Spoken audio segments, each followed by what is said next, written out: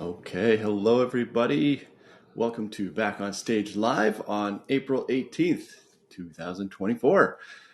See a bunch of you showing up here. We've got 9 people so far. I'm going to start off with a little intro and some housekeeping, and hopefully we'll have some more people show up while I'm doing that. And if not, it's going to be a nice little intimate group here today, which is going to be awesome.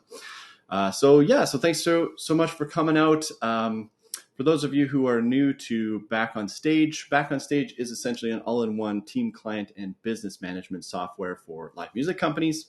So we help bandleaders streamline all the back end of their music business and save 3+ hours every gig booking by managing your contracts and invoices and payment capture from clients, right down to booking all of your musicians, communicating all those gig details with everybody, paying everybody out after the fact, even managing all of your set lists and repertoire and stuff as well.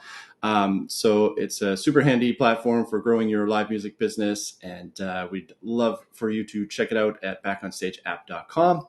And we've got a 30-day free trial you're welcome to jump into if you want to get your hands a little bit dirty. So we'd love to see you in there.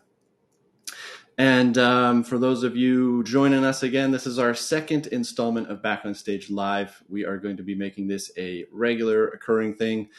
Starting on April 30th, we'll be doing this every week on Tuesdays.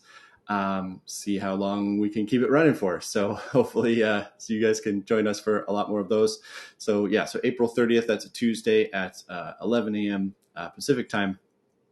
We'll be running these weekly.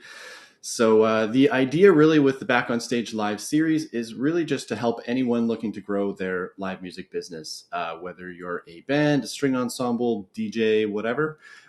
You're welcome here. We're just going to be having open discussions around all things to do with being a gigging musician. And like I said, the idea really is just to help everybody grow, share our knowledge as a community. These aren't meant to be boring presentations where I hit you with a big slide deck and I ramble on for an hour and a half and put you to sleep. The really cool thing about Ursa Live, where we're meeting right now, is that I can invite any one of you on stage with me and we can actually have an open discussion here. Of course, you can post messages to the chat here as well on the right-hand side and to the questions area there as well. So there's plenty of ways for you to interact here. But the idea really is that this is an interactive series and we're just helping each other out. So on that note, just a little housekeeping before we begin. Welcome to Ursa Live. This is a new platform for musicians to stream their shows and performances and help them monetize that. There's tip options and stuff in here, which is pretty cool. But so far, I found this platform super easy to use. It's just really easy to get yourself streaming here and then invite your fans on stage and see who's joining you. It's a little easier to use than Zoom or Google Meet, I found. And it's got some kind of cool capabilities. So we've decided to host our live cast series here because we wanted to be able to make it really interactive. And this platform allows us to do that. So in order to participate, though, you do have to click on the join button right below my video somewhere. There should be a join button beside the fan spotlight area.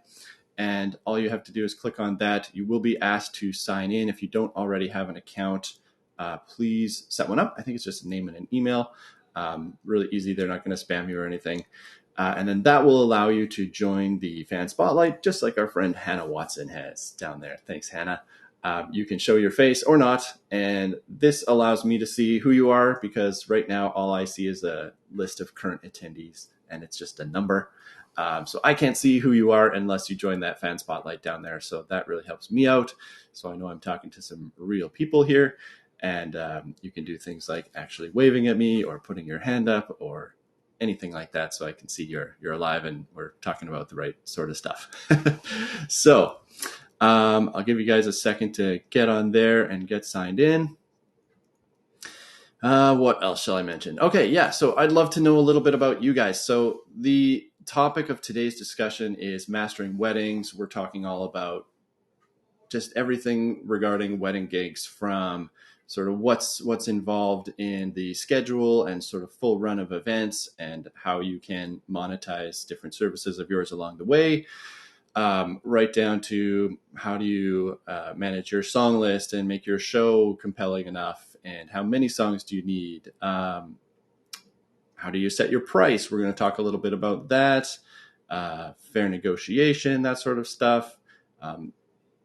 Managing all of your bookings, that sort of thing. So lots of topics here on my list today. I'm just scrolling through as I'm going here. I don't have a big slide deck or anything I'm going to show you guys. Like I said, the idea is that really this is an open discussion and we're just sharing our knowledge and helping each other out. So we're going to get into it. But before we do, I want to know who I'm chatting with here. What is all of your experience with weddings? So first of all, if you are an existing Back on Stage client, if you could just put a yes BOS in the chat, or if you're not, just put a no BOS. That'll help me know if I'm talking to people who speak the Back on Stage language or not. Yes, we got some BOSers, great, or BODs. Nice BODs users as well. I like those. And then if you could also throw in there where you're at with weddings. Are you brand new to wedding bookings in general? Have you got a few under your belt, or is like weddings all you do? And if you could just put like a 0 weddings if you have done none and you're looking to get into them, or maybe like 10 weddings if you're just kind of starting out, or if you do weddings all the time and that's all you do and you're an expert as well, 100 plus weddings or something like that. Just go ahead and throw that in the chat, and then I'll know sort of where we're starting at with people here. Okay, so we got Joe Locke with a few dozen and lots with the band and DJ. Okay, cool. So we got people with some good amounts of wedding experience, it looks like, which is great. Okay, so, and if you guys want to join the spotlight, you can do what Hannah's done there and put a little photo of yourself in there, so you don't have to show your face if you don't want to, but that will allow me to actually bring you on screen if you want to come up here and we can discuss stuff together. So cool. All right, so we've got a few more BOS users in there. Great. Looks like all of you guys, all of you except one are Back on Stage people so far, so that's cool. And some predominantly wedding people. Okay, so lots of experience with weddings, it looks like. Maybe, so I've got a whole bunch of things I thought we could go over, but maybe it's best if we just kind of see where you guys are all at with this. Would you mind sharing in the chat there what your biggest challenges are with weddings right now, or where you think you could work on to help yourself grow in that department? This could be anything from client negotiations to maybe your price isn't the right one, or maybe there are more services you think you should be offering, that sort of thing. Okay, too many gigs, too many people to organize. Yes. I need to get more bookings. All right. So maybe sort of the lead generation side of things. Anybody else have any challenges they're looking at here? Most help streamlining my back-end work, Hannah. Okay, awesome. Cool. Okay, let me see where to jump in here. Okay, well, I think everybody could benefit from more gigs. So maybe we can sort of approach this from a lens of getting more wedding gigs and then get that down to the point of how do you streamline those gigs once you've got them.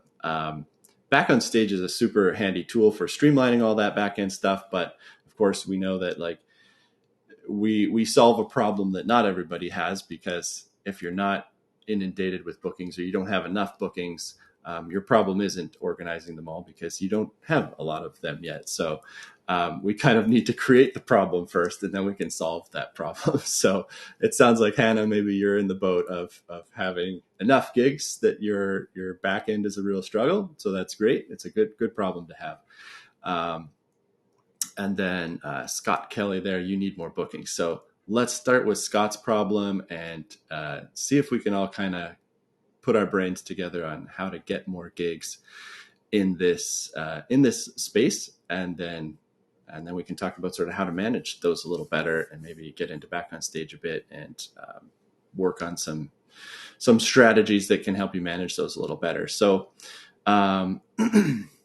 Scott, if you're willing to come on stage and discuss with me kind of where you're at with things, and I guess what you've done so far, what kind of wedding gigs you're into, that would be really cool. You can hit that join button next to the fan spotlight title there, and join our friend Eric in the corner there on there, and I can invite you on stage and we can chat. And if you're not comfortable doing that, that's okay. I'll just keep going here. Okay, so there you are. All right, Scott, I'm going to invite you on stage and let's have a chat. This is going to be fun. Bring to the stage. Okay, you should have a little invite there now to come on up. All right, can you hear me? I can hear you. Hey, how you doing? I'm good. So I'm in a 8-piece band with a horn section, and I booked the band. I'm the drummer. I also booked the band. We practice at my house. I mean, I pretty much run the band. And as far as getting bookings, especially weddings, I mean, they're so far out in the year, or even next year or the year after. So it's kind of difficult to, I'm hoping that my band still stays together, in some cases, for that as well. So, booking something the year that you're currently in is always a good thing. But I would say it's mostly smaller things. Like I became a DJ just out of pure necessity because, my band with 8 members on stage and then plus a sound guy, there's 9 mouths to feed. So it turned into one of those things where the client was like, well, that's a little more than I want to spend. Maybe I should get a DJ. And so I have the equipment. So I'm like, well, I can help with that too. So I became DJ Scottify, if you will, Nice. with Spotify. And so I just basically, and I'm not like a scratching DJ. I'm just basically just playing a song list, and then I'll do requests as well. But that's here nor there.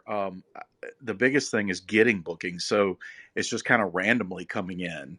I've got a couple of partners or in the, for referrals and things like that I use. And they're great. As a matter of fact, I need to go get some like, gift cards or something just as appreciation to them, to let them know how much I appreciate it. But that's kind of where I'm at. And the band's great. It's a dance band.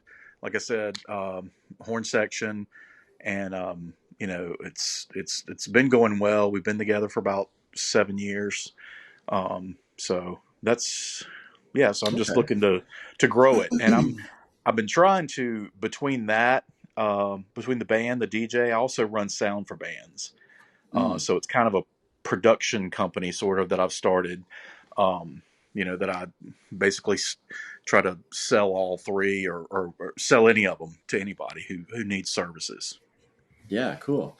Well, that's great. It sounds like you've kind of got the service, multiple service offerings idea going on pretty well, and you've already figured out that being a bit of a chameleon for the wedding industry is necessary to keep the gigs rolling in.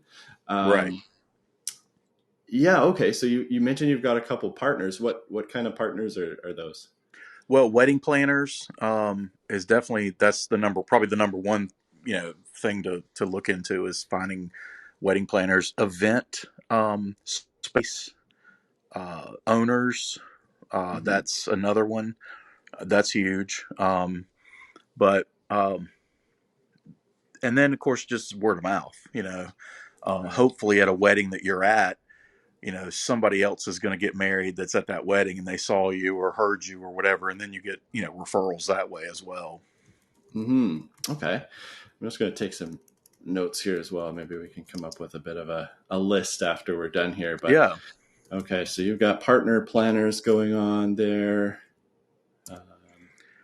and different Wedding venues. shows. There's certain, times a year that the town I live in is in Wilmington, North Carolina, and they'll have wedding shows. We're on the coast, so Mm, it's kind of a destination sort of place, if you will. okay. So having a lot of wedding shows, I'll go and do whatever I can.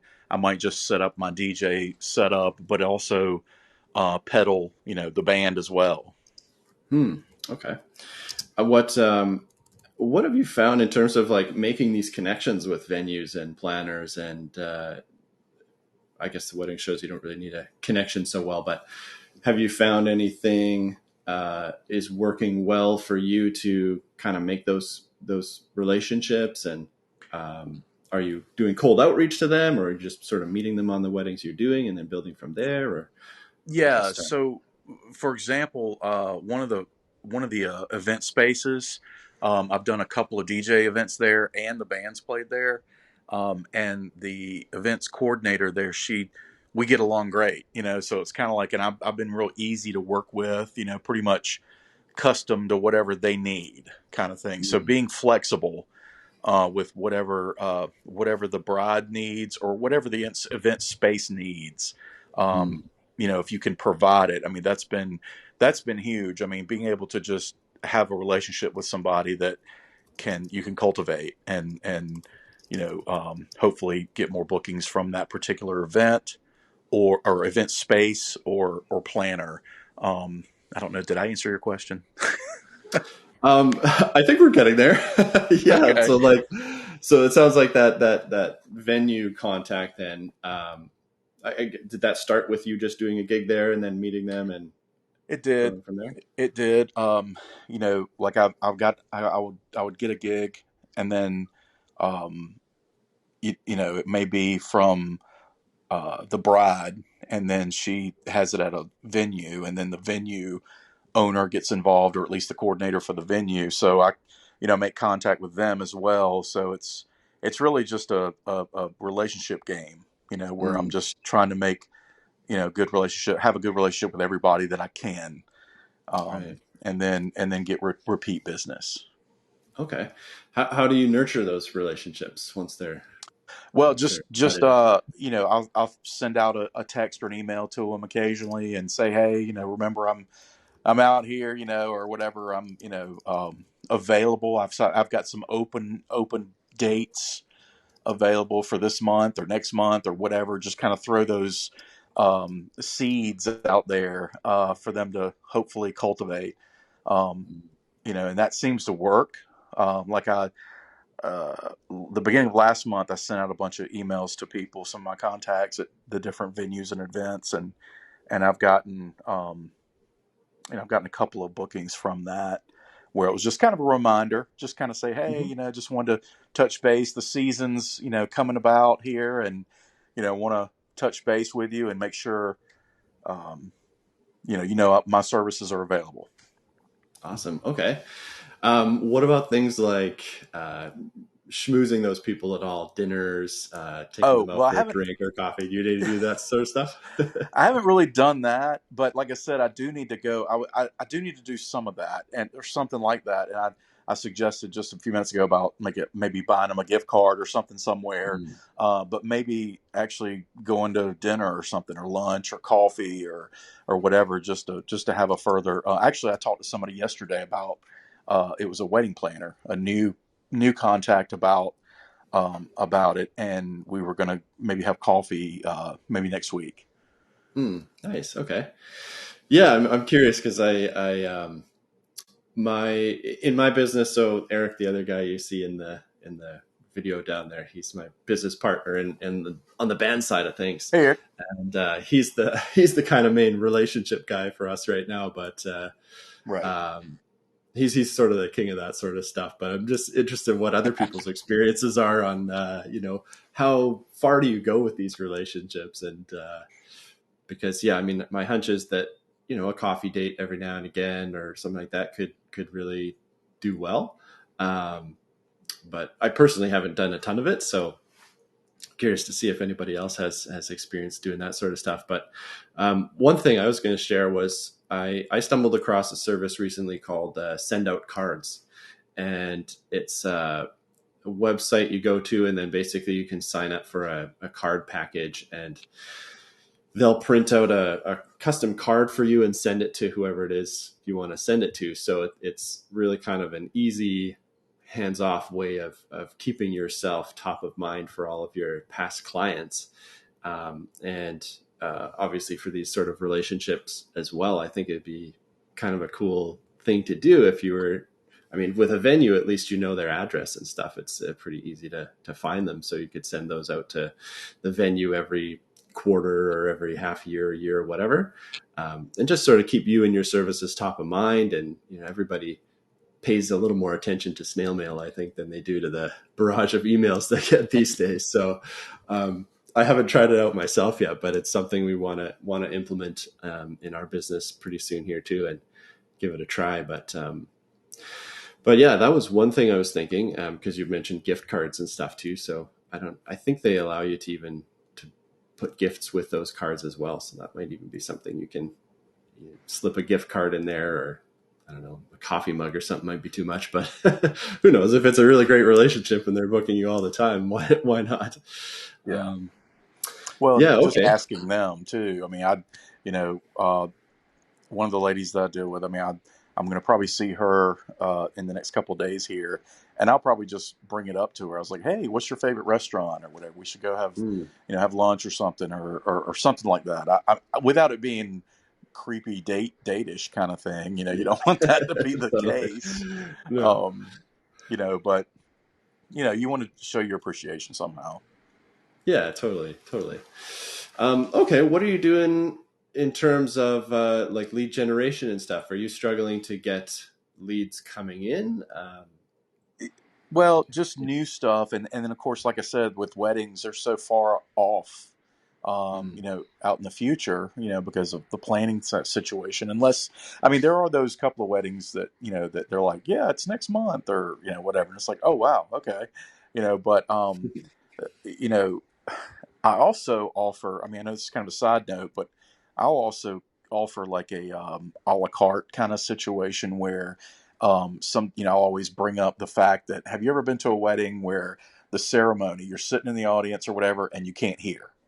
I was like, well, I can offer you a package where I'm doing the sound for it, the lavalier microphone for the officiant, the speakers on the poles, the MP3 music playing, or one of the live musicians in my band, it's an extra $100 or whatever for them to come and play the ceremony. And then another piece of that a la carte would be the cocktail hour. Putting up a speaker or two if the cocktail hour is in a different location than the reception area. Then you can put up a speaker or something and play a Spotify list of music there, kind of jazz or whatever type of music you want or they want. So that's kind of a extra income to add to just other than just the band at the reception. Yeah, totally. Yeah, that was actually going to be one of the topics I wanted to delve into a little bit here too. Is just sort of like, getting the gig is the first step, but then maximizing that gig is step number two. How can you be the biggest service provider there and get as much mileage out of that as you can, especially in the wedding industry. I find it's like with corporate clients, there's a different kind of what do you call it? Looking for a word that's not coming, but frequency, that's the word. Where a corporate thing might happen every year. If it's a Christmas party or something, they're going to do it every year, and you can just keep prodding them for that date. Whereas weddings, they're probably only going to happen once. So with that one client, at least. So because the frequency isn't there, and you're still putting in quite a bit of effort to find those gigs, it's like you kind of want to make your mileage really count there, because the cost of acquiring one of those customers can be quite high when it comes to all the things that have to go into it. but yeah, all those things are great ideas. Maximizing your services at the ceremony, cocktail, reception. Mike, who just joined us in the chat or in the videos there. Hey, Mike, he's my favorite band lead from Chicago. He's got photo booths that he does as well, and my company does those also. So that's another thing you can throw into the mix. And, if it's a small enough thing, you can throw in the trunk and bring along. There's another $500,000 or whatever it is you want to throw on there. So all kinds of stuff. But yeah, that's I'm excited to get everybody chatting about that and see what we can blow up in terms of other creative ways you can make money off a wedding.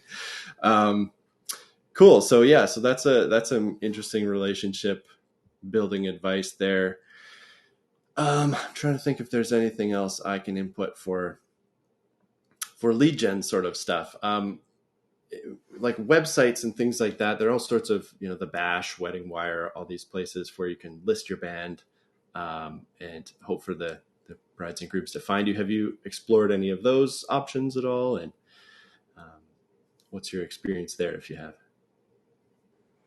Are you asking me?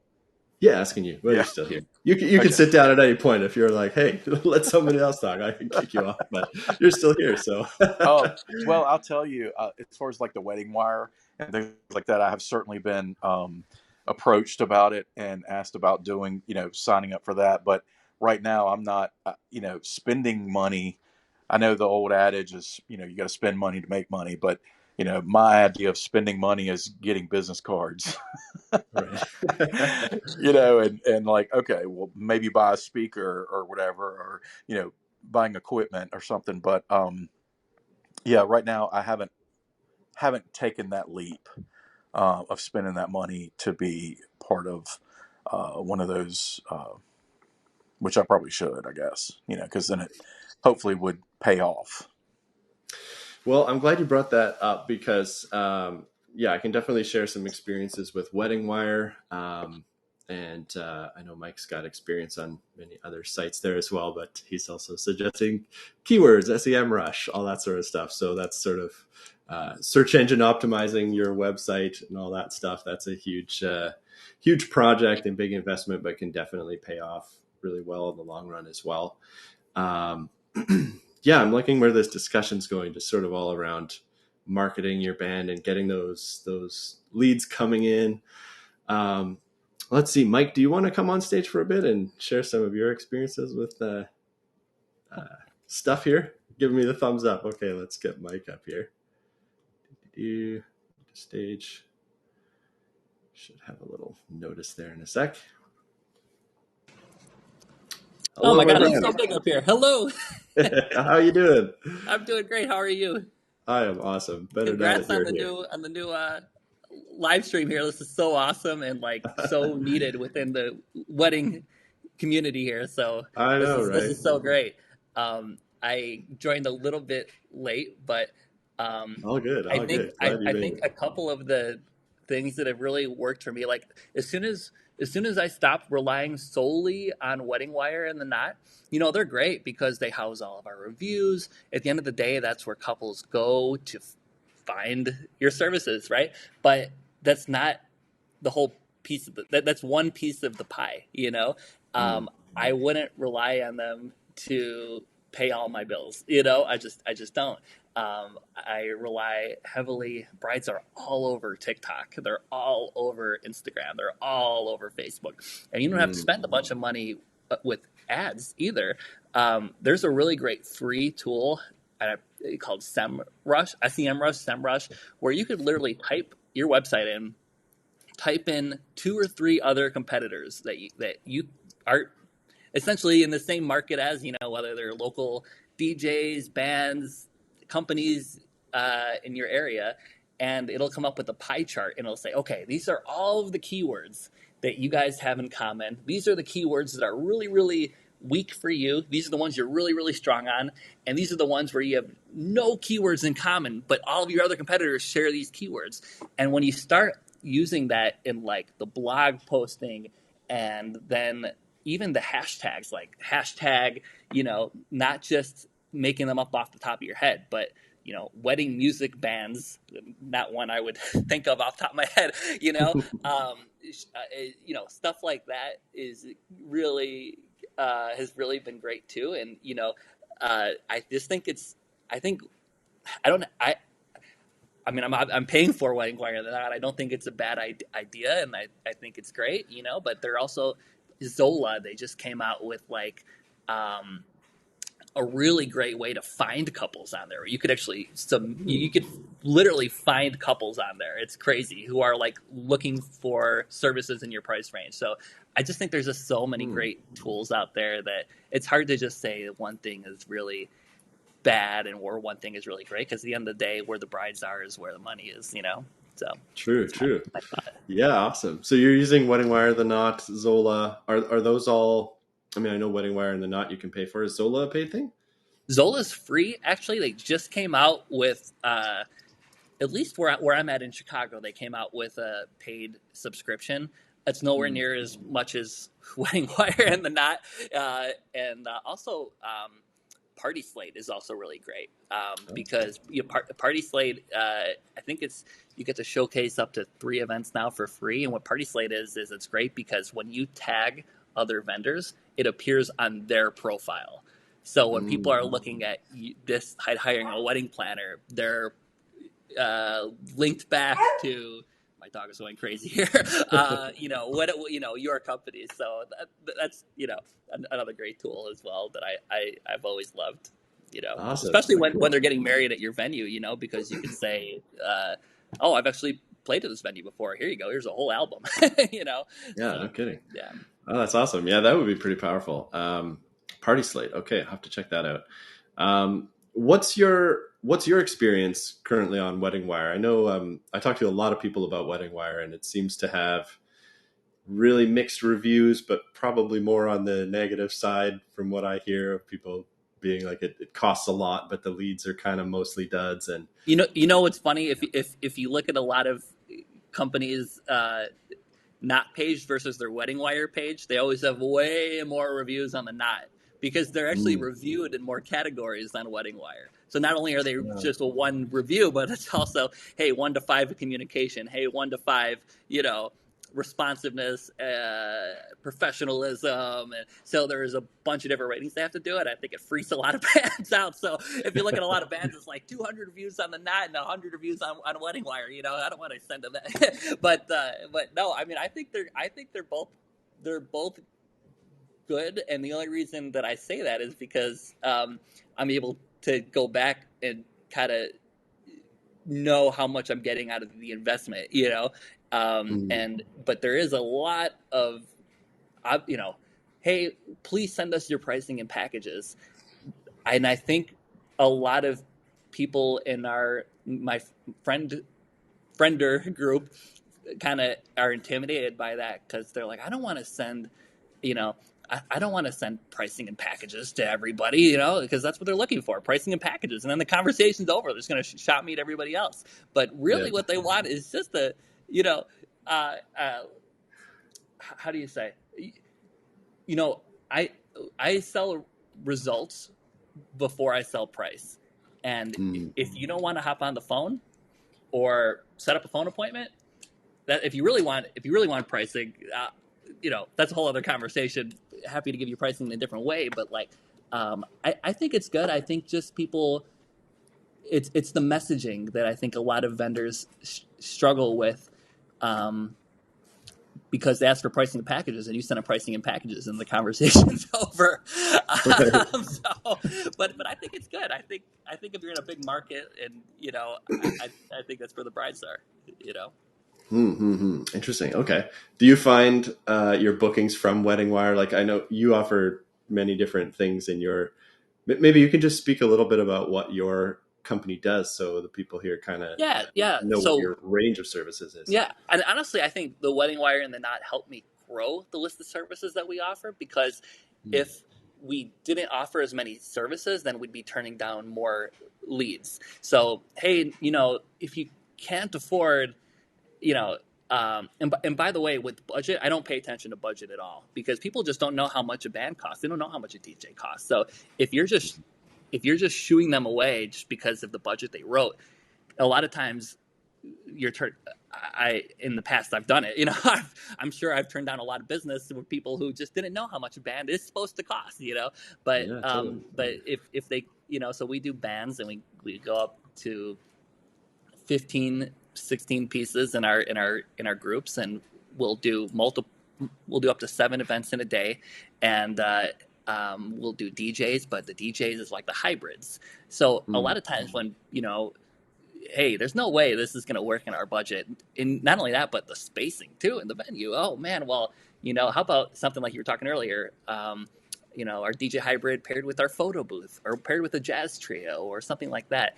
And what I find is that those clients will, as the conversation goes on, a lot more add-ons seem to stack up on there as well. Maybe they had the photo booth on, maybe they had some uplighting, some dance floor uplighting. You know, there's more room to just grow the funnel with the client as time goes on as well. You know, so I think that also helps with the huge range of pricing that sometimes you know, couples have on WeddingWire and the Knot as well. You know.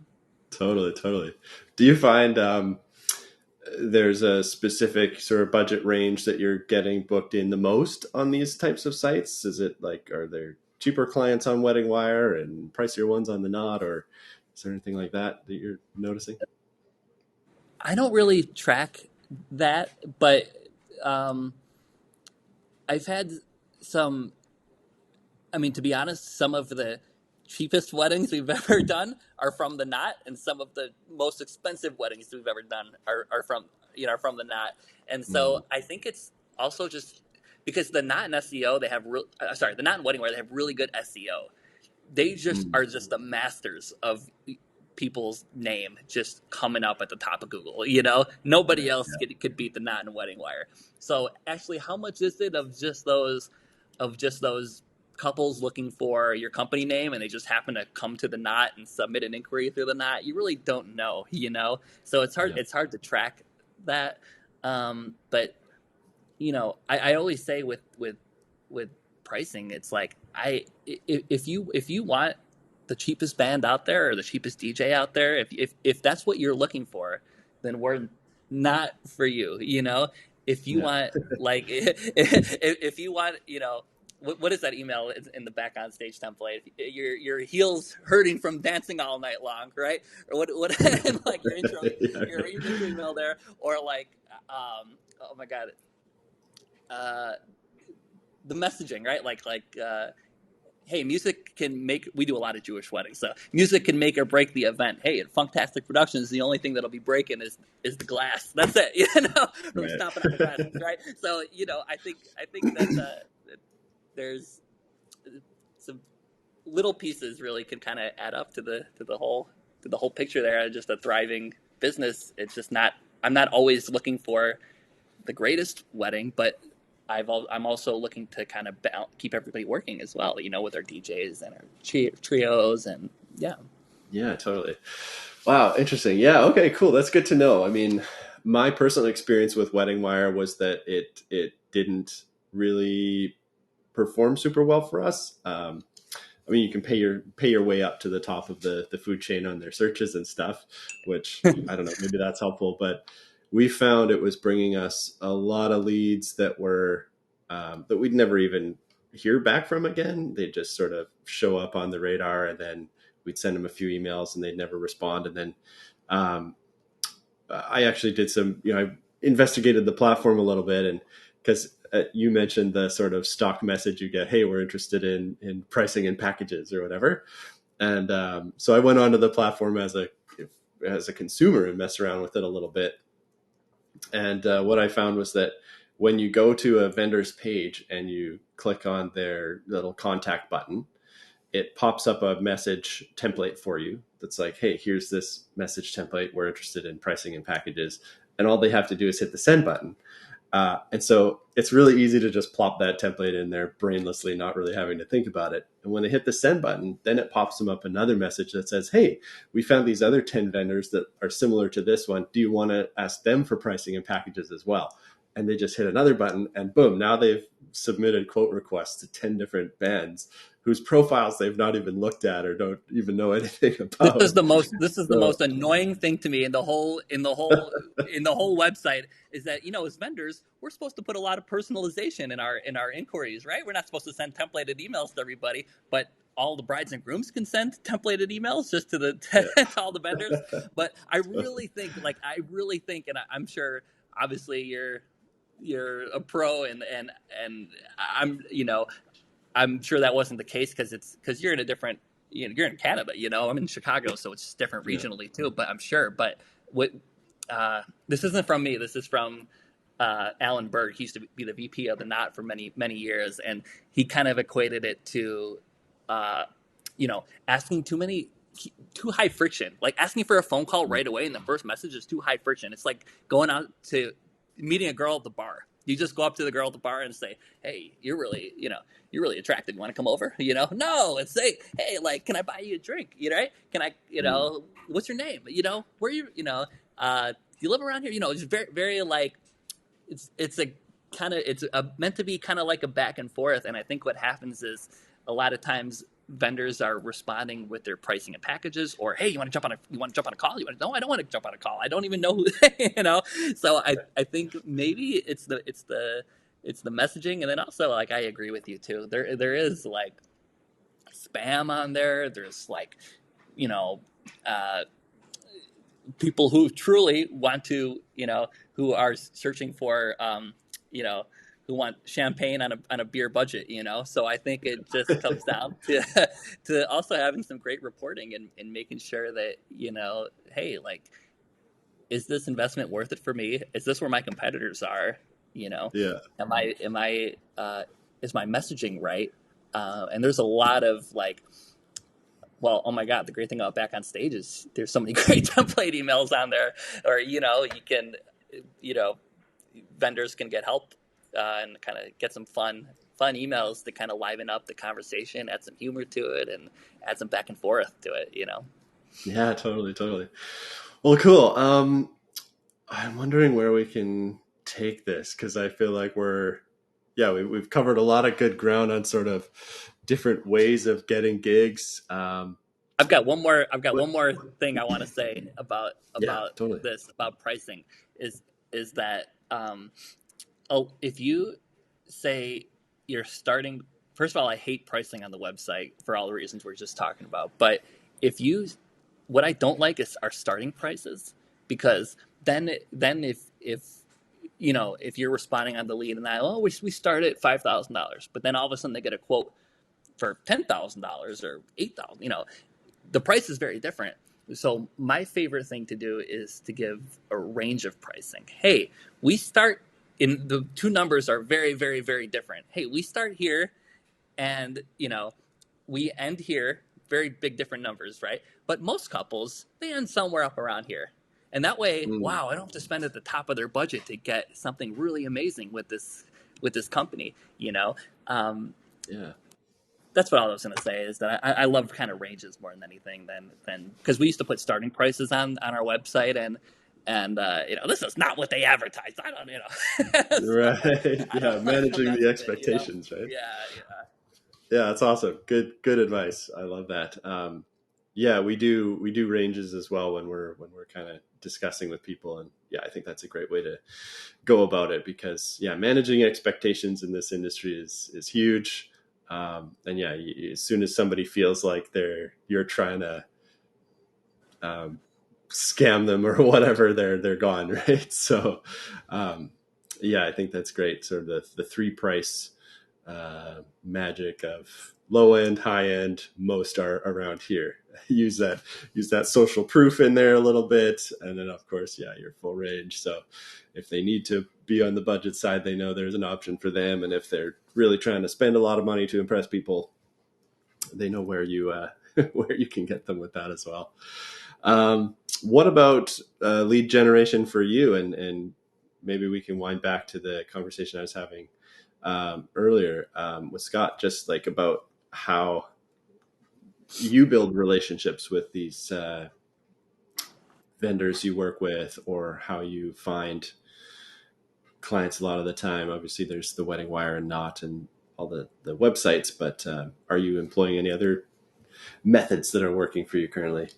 I think the thing that I've learned in the past few years more than anything is just how important relationships are. It's so easy to get wrapped up in the Knot and WeddingWire and Party Slate and Zola and what else? David's Bridal now offers something. I mean, it's just so much stuff and so much money. It's just when relationships are really invaluable. There's no monetary value unless you're paying commission, of course. But I'm not a fan of that. But there's no monetary value of having a great relationship with planners, with photographers. In fact, the most referrals we've ever gotten for our company is actually from a makeup artist, which is crazy. Who would think of that? And so I think that going to things like in the past few years, I've really been going to, oh God, they had an event in Chicago called WedWork, which is where a bunch of, just like we're doing now, but live in a bigger group where we talk about these things. And you get to, oh wow, wait, you're that? And so many people came up to me and were like, oh, you're that guy? Oh wow, I'm gonna put a face to you, or vice versa. Oh my God, wait, you're Nicole from blah blah blah blah blah, And so I really am a big fan of networking with other professionals and going to conferences and I haven't been to what is it, NBA. what am I talking about? Well, there's a big wedding conference in the U.S. that happens here all the time. But yeah, just networking with people. Hey, oh my God, thank you so much. Thank you so much for planning such an awesome event. It was so great working with you. Hey, I know it's Sunday afternoon. Here's a quick pick me up here, and I'll send them like a $5-10 Starbucks gift card to their email address. I think that kind of any way you could, commenting on people's stories on Instagram, other vendors. I think that those are great ways to kind of build connections without just a once a year Christmas card. Totally. Interesting. Yeah, I love your note about the makeup artist there. That's definitely a plot twist. But wild. I know. It does kind of make sense. I mean, I got married last year and my wife had to go do her makeup trial months before the wedding. And of course that takes 2 hours or something. You probably spend more time with the makeup artist than you do with your wedding planner at that stage. So it's like, they're going to talk about a lot of stuff. And if the makeup artist is like, hey, by the way, you got your entertainment yet? No? Well, there's this band I know. Yeah, that could be really.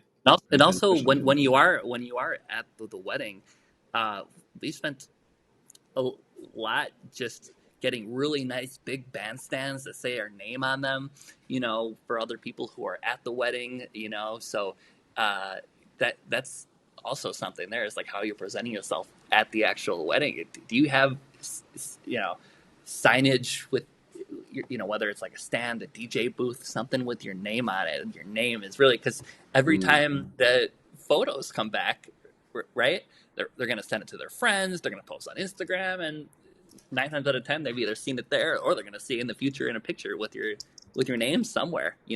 For us, it's speeches. When they go up to the stage and they're making a speech, if that's the way they choose to do it, and you could just see our company name that's all over the backdrop.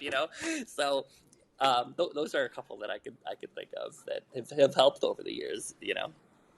What do you use for signage? What is in the backdrop? We use poly bandstand, and you just send them to your logo or kind of any designs you're thinking of, and they make these beautiful music stands, but they're really easy to transport.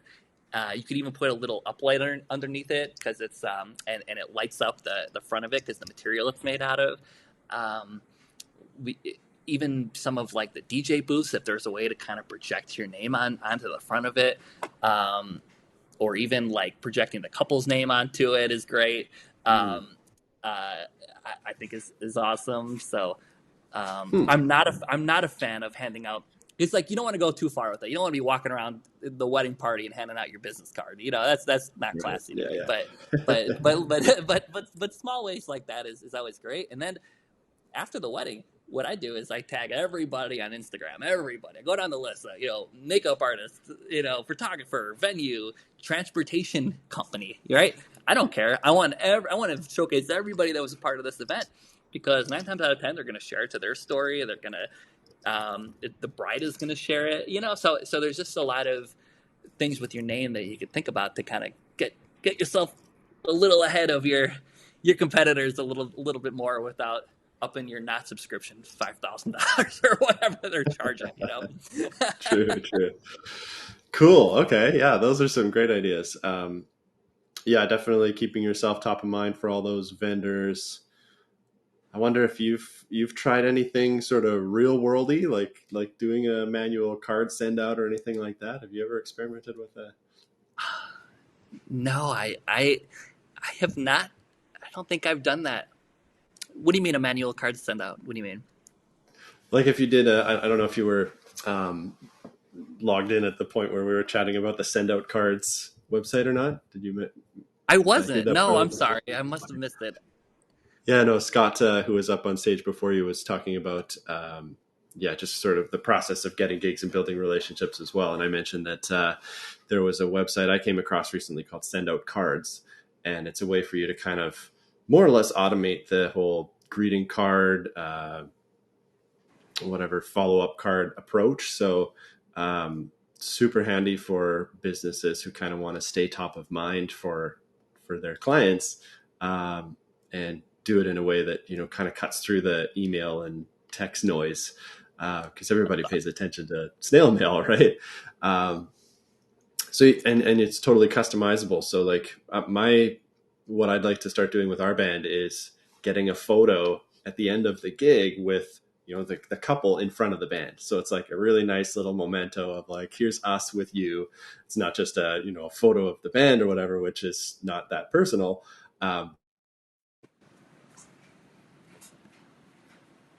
So every year on their anniversary, we're sending them one of these cards that's got their photo on it, them in front of the band, and be a happy anniversary from the Phonics band.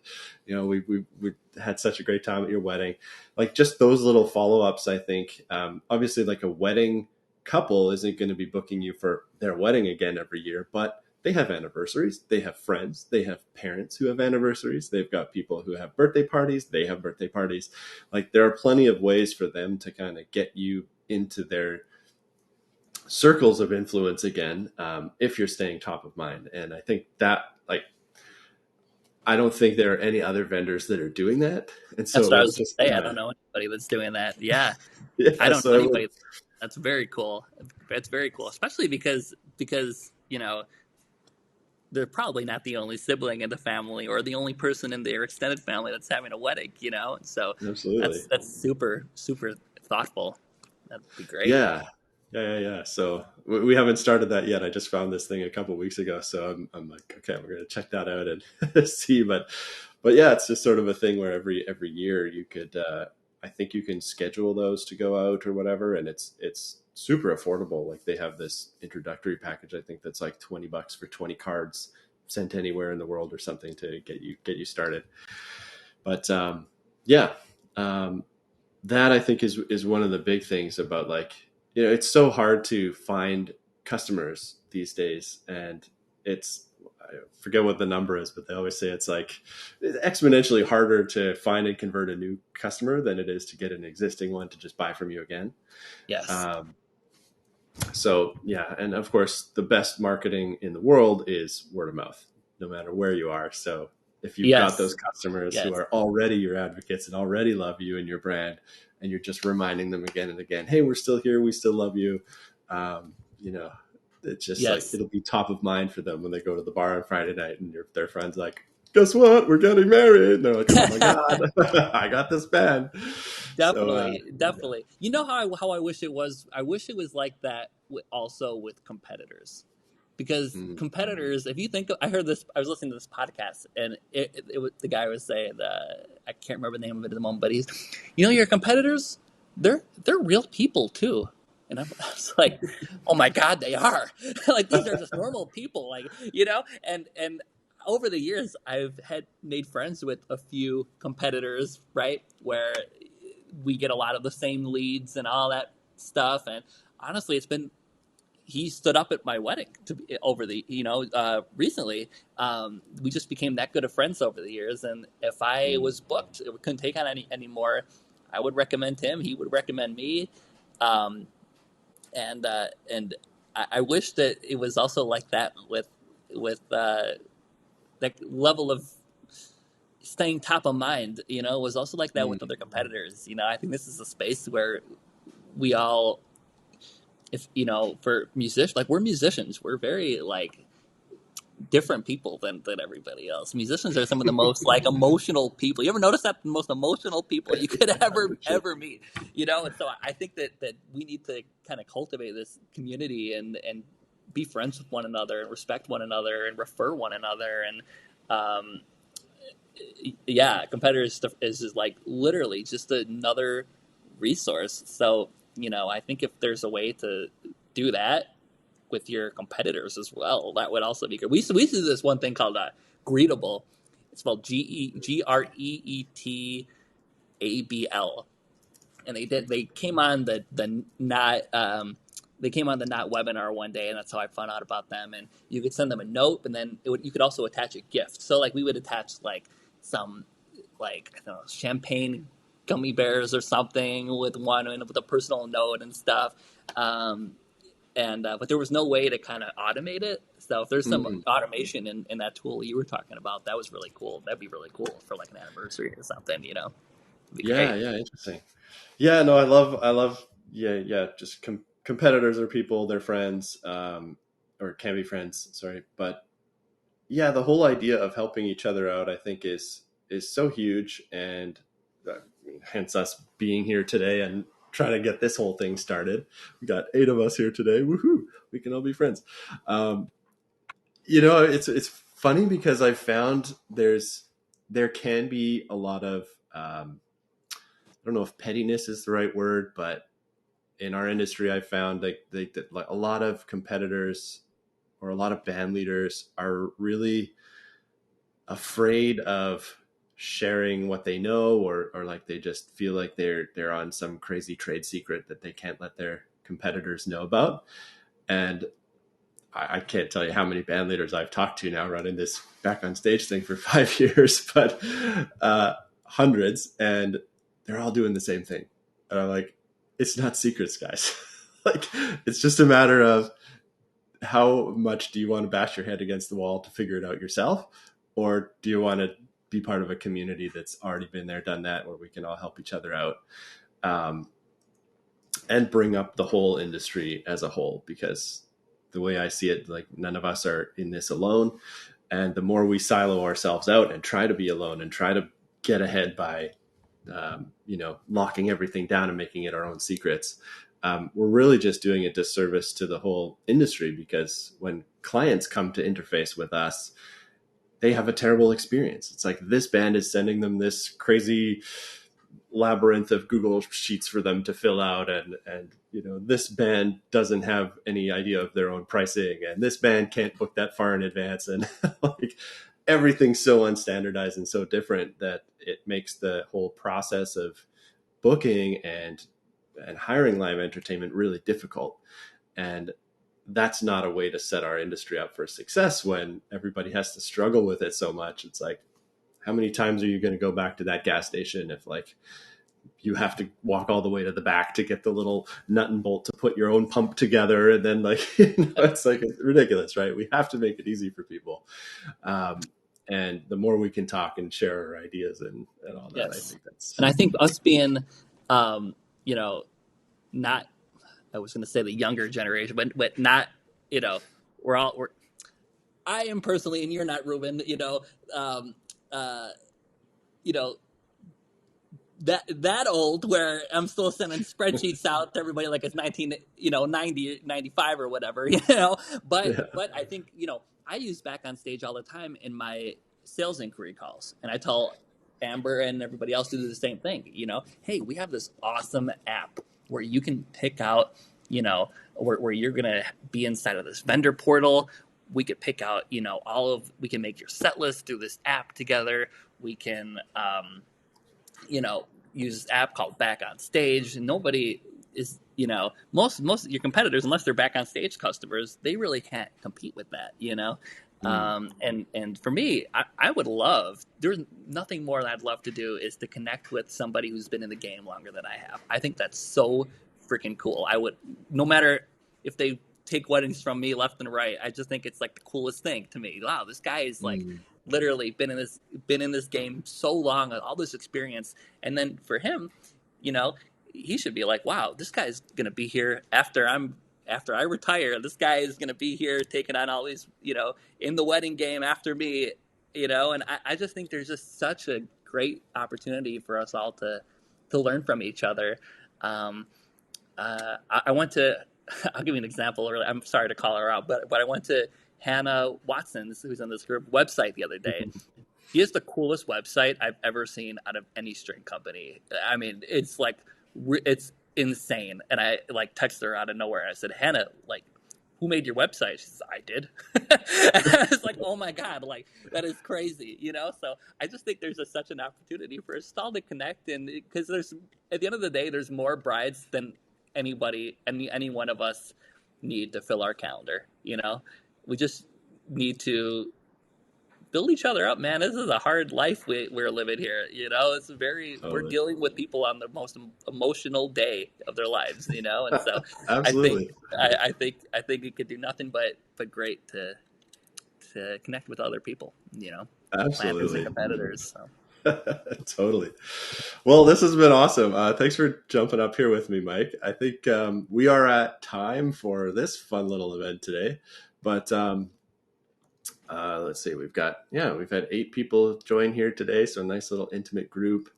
Mike, while I've got you up here, I'm going to ask you one more question before I let you go. And I'm going to put this out to everybody in the group too, because we're trying to build up this weekly series to do exactly what we've done here today. Just have open dialogues with everybody in our community and anybody who's thinking about being part of it or whatever. And yeah, just building up the whole industry as a whole. But what is it that you would like to, where would you like to see this series go, I guess? And what would be, like, if you were to come back next week for the next installment, what would you like to talk about? Maybe we can just get a topic idea from each of you before you go. And if you wouldn't mind sharing what you liked about today and what could be better, that would be awesome. So I'm going to put you on the spot, Mike, because I know you can handle it.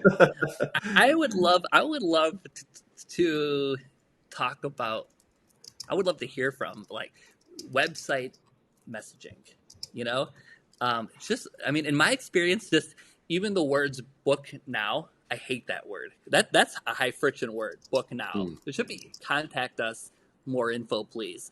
Websites who don't put like, and this is just also another pet peeve of mine. Websites who don't put phone numbers on their websites. What are you thinking? Like, the contact form is literally the voicemail of the wedding industry these days, of the internet these days. A contact form is the voicemail of the wedding industry. People want to pick up the phone. Well, no, my customers don't want to call me. They want to fill out a contact form. Well, what choice did you give? You didn't give them any choice. There's no phone number. But anyway, I would love to learn more about just like how people, the style of kind of messaging on websites and the message they send to,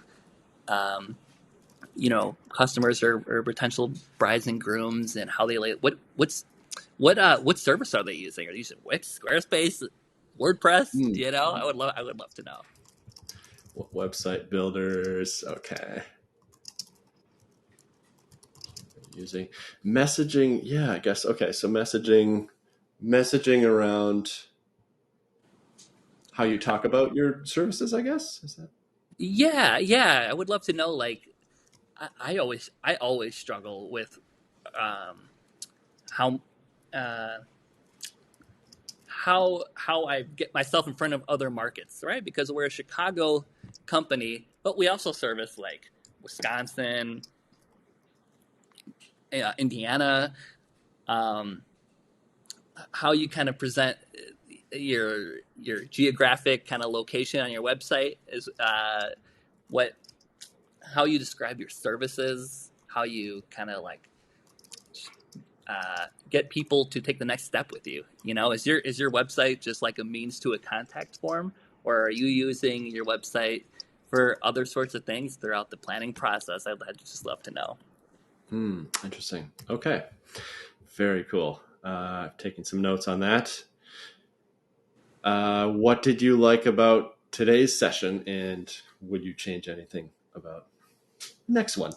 I would never change anything with Back on Stage, Ruben. Are you crazy? This is the greatest thing ever. I would not change a thing. I would love, I didn't come. Unfortunately, the worst part about Chicago is the traffic. And so I missed the first part because I was trying to get back to my house here to join.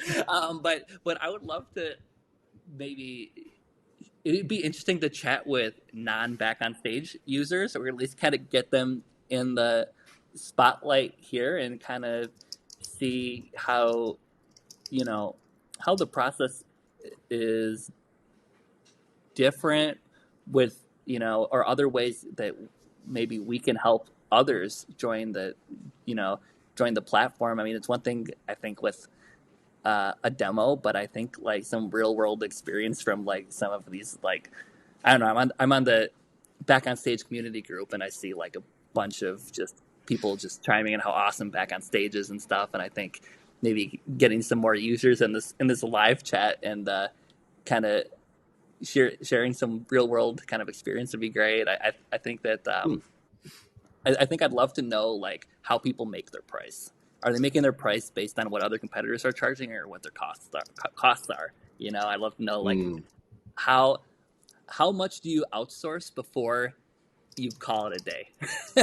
Are you trying? I read are you trying to feed your ego, or are you trying to feed your family? I heard that from Alan Berg too. He said, are you trying to grow, as big as possible because your ego, you have to be the best, or are you trying to have enough? Do you know how much you need to have booked to feed your family, pay your bills, accomplish your goals? I'd love to kind of chat about that and hear what others have to say as well. That's super interesting. Okay, awesome. That's, I had such a huge list of stuff I could have gone through today. If no one had got up and chatted, I would have just rambled some stuff off. And one of those things was pricing. And we built a little calculator on our blog that you answer a series of questions, and then it spits out a price for what you could consider for your band. And it takes into account all the little nuts and bolts of day-to-day expenses of running a music business, and factors that in right down to like, how much are you going to rehearse? How many people are you paying? What would you like to pay them? Okay, here's what you need to set aside for credit card processing and whatever else. There's like 30 line items on there that are all just boiled in. That a lot of people just don't think about when they're starting out, and even many years in, if you're not a really, detailed numbers person, you just don't maybe pay attention to that stuff. You don't realize that like this stuff's just being bleeded out of you everywhere. And at the end of the year, you get there and you're like, how have I not made any money this year? Where did it all go? It's just leaking out through your bucket holes, right? So yeah, very interesting conversation. I feel like we could probably have a whole hour talk on just setting your price. So maybe that would be a next place to go or something. We seem to get the whole how to get gigs today, a lot of different ways to go and hunt those down and nurture those relationships. But maybe where we go from here is like a pricing module or something where we do a deep dive on that together and share all of our experiences around how to price and how to negotiate and how low do you go? How high can you get? All that stuff. So, yes, nothing annoys me more than when you get on an inquiry call and then they say, "So how much are you? What's the cost? What's the cost?" Yeah. I said, I don't know what the cost is. I have to like learn more about your wedding. Everything is customizable, right? Like so I'd love to know what everybody else does. So Yeah, that'll help me totally. out for sure. So yeah. Yeah. Gilead there says pricing is a good one. Yep. Yeah, that's one of the biggest struggles. We do a little onboarding survey with people when they sign up for our app, and we always ask them what their challenges are. And pricing is the number 2 challenge of everybody, I believe it is. I think marketing and finding gigs is the first one, and then right up there is setting your price. So it is a struggle. Okay, let me see and go through the chat here and see if anybody else joined there. I think Mike, I guess if there's anything else you'd like to add it now. Otherwise, I will let you go so you can No, I do whatever. I no, I love everything that Back on Stage is doing, and it's just such a great platform. And my favorite part about Back on Stage that it is really, I've told you this before, is just the transparency with all the musicians is great. I love to, the musicians know, hey, this is how much the pay is. This is where they're supposed to be. This is the time they're supposed to be. They don't have to search through their text message, and it makes them want to play with us more versus some of the other competitors as well. And I think with setting our prices as well, I think one thing that I've struggled with too is we've had to raise prices not because we want to make more money. It's because actually by taking on this amount of work, we're actually spending more money. We have to hire more admin people. We have to hire, this, it takes more money to run more events and the back end as well. And so I think that also is, but yeah, I just very happy to be a part of this great community of musicians. Awesome. Well, we're so happy to have you. You always bring such a great energy to everything we involve you in, and it's awesome. So I wish I was closer to Chicago and I could play in your band, but I think one day I'll do a Back on Stage tour. Tour around the world. And I know that we have the same photo booth, so I'm just going to throw this out there. Nice. If you do not have a photo booth, it is the craziest add-on for a musician you could possibly do, because people book a band or music services before a photo booth even crosses their mind, and you will piss off the photographers quicker than quicker than you can imagine, because it's just a great extra. I mean, we charge, I don't know, an extra $1,200 per event, and it's literally an iPad that goes inside of this thing. It's an iPad, so it's called the Salsa Booth, and yeah, I imagine it could be a full-blown business pretty quick. And yeah, it's an iPad, and it is the craziest thing. It's called the Salsa Booth. You can really just have fun with it and make, print out strips. You can do digital packages with GIFs and video, and it is just awesome. So that was the last thing I was going to say, was that I agree with the photo booth. Whoever brought that up. Awesome. Thanks, Mike. That is a great suggestion. And yes, I second the photo booth emotions. Cool. All right. Thanks so much for being here. We'll see you again on April 30th when we do the next one of these. I'm going to boot you off the stage now. Remove from the stage. There you go. Back into the corner. If anyone else would like to join me on stage real quick here before we wrap up and just share what they enjoyed about today, and maybe some topics for discussion they would like to have us explore in the upcoming Back on Stage live series, please put your face in this fan spotlight there by hitting the join button beside where it says fan spotlight, and you can join Mike and Eric down there, and then I can bring you on stage from there. Otherwise, if you're uncomfortable with coming on stage, please post a message in the chat there and just state what it is you liked about today and what you would change about future sessions, if anything, and what you would like to see us explore in those future sessions. We've heard a lot about pricing, setting your pricing, how to do that better, what to consider. Are you doing it because you're trying to get rich or have a big ego, or are you trying to feed your family, or are you just trying to keep your business alive and moving forward? Lots of different considerations when you're setting a price. I'll just share a few of the other things I had on my list of things revolving around weddings coming into today's discussion, which we did not get to because we had so many other great discussions come up. So one of them was just kind of going through the whole schedule of a wedding, which I think most of you are pretty familiar with. But that alone just kind of opens up ideas to other possibilities in terms of servicing and things you can provide.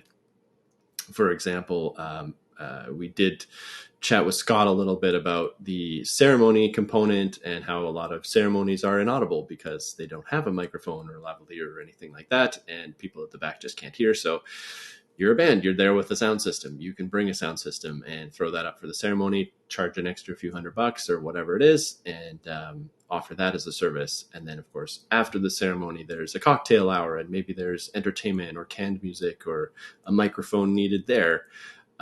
Maybe you pop your photo booth up there and have people do little photos while they're waiting. Speeches over dinner, all that kind of stuff. So breaking apart the schedule really helps us understand kind of what else could be provided there and get creative in that spot. So that might be something, if you're interested in exploring, pop that into the chat for us.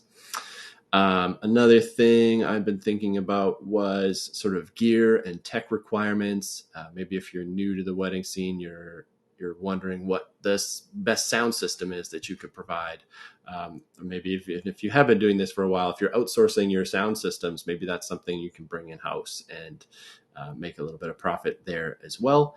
Lots of considerations when you're doing sound systems, but at least for my band, we found one that really works 99% of the time for every wedding we do. And happy to share information on that if that's something people would be interested in. Another thing I had thought about here was, just all about your repertoire. How many songs do you really need to be a wedding band? How many are you pulling from? How much control do you give your clients over the set list? Are you letting them build the whole thing? Are you asking them to? Is that too much work for them? Is it not enough? Some people are really type A and want to do all that, and others are just like, no, I have too much to do when I'm planning my wedding. I got married last year. The last thing I wanted to do was plan the band set list. I did it anyway because I hired my own band. But it's one of those things. It's just a little bit too much work for some clients. And at the end of the day, you're the pro, so maybe you're better off building your own set list and just telling them we're going to do it. So lots of things to consider there. Of course, mastering your show, there's plenty of different like performance coaches and methodologies around making your show more entertaining. What do we do for that? Maybe we can all talk about little production aspects or how to keep those shows more entertaining and interesting for everybody. What else here? Yeah, how to book weddings, setting your price. We talked a bit about that. Sounds like that'll be a full discussion for another day. How to effectively market your band. So we did get into that a little bit today. That sounds like that could be a whole nother discussion to go down as well.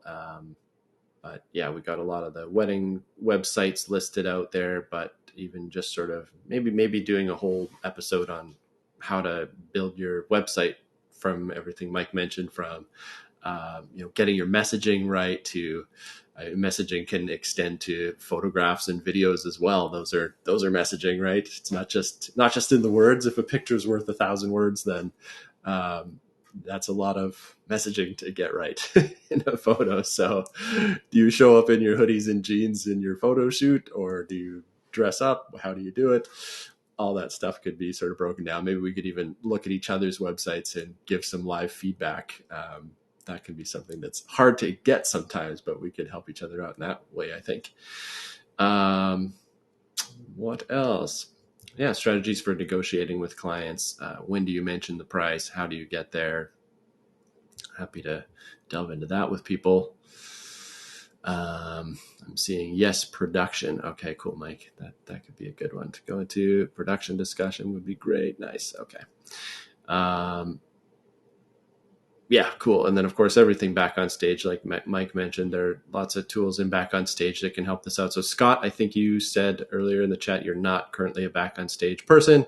Would love to see you trying out our app, see if that helps out your band at all. And there's plenty of tools that might help you kind of stay on top of all your, I will be now, nice, be on top of your gigs and stuff. And what else? CRM stuff. Yeah, I think that's kind of I was just sort of reading through my list here. So lots of stuff. Okay, sounds like production's going to be a big one. So, all right, I will have some number crunching and thought crunching to do before we get on the next one of these, and see how we can all have fun doing that. So, and yes, Back on Stage updates coming out. So yes, for those of you Back on Stage people who are itching to know about our updates, we are making great progress, but it's a super big project. We've got so much we want to give you guys. We've basically been compiling feedback for the last 4 years. And some of the things, essentially what we're doing is we're completely rebuilding the interface. The look and feel of everything is changing completely. We had to do that to be able to iterate faster, build things faster, and just support some of the new features that we wanted to build, which of course meant rebuilding every single page in the app. So we've been working on it solidly since November, and it's looking like the next month or two before we'll be able to roll it out. If you're on our beta list, which is probably everybody here in the group, you will be notified as soon as we're able to get you guys in there. What we're going to do first is open up a sort of a development environment where you'll be able to log into your existing account. So you'll see all of your data and musicians there, but it won't be a live environment. So you won't be actually running your system there, but you'll be able to go in, mess around, sort of give us some feedback on stuff.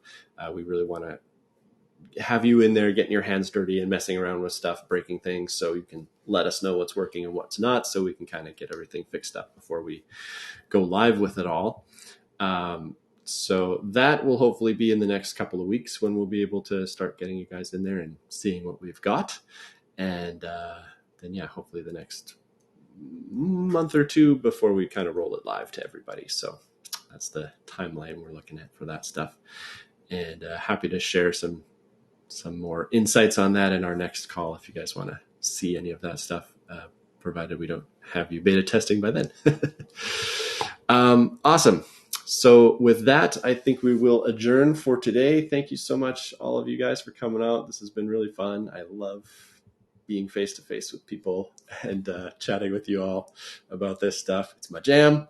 And I will see you all back here on April 30th at the same time for Back on Stage Live Edition 3, where we will talk about some mystery subject that you will soon learn about. So enjoy the rest of your days. Thanks, Mike, for joining me. Thanks, Scott, for joining me. Thanks, Eric, for putting your face down there so everybody can see how to do it. And we'll talk to you all next time. Have a wonderful day. Take care.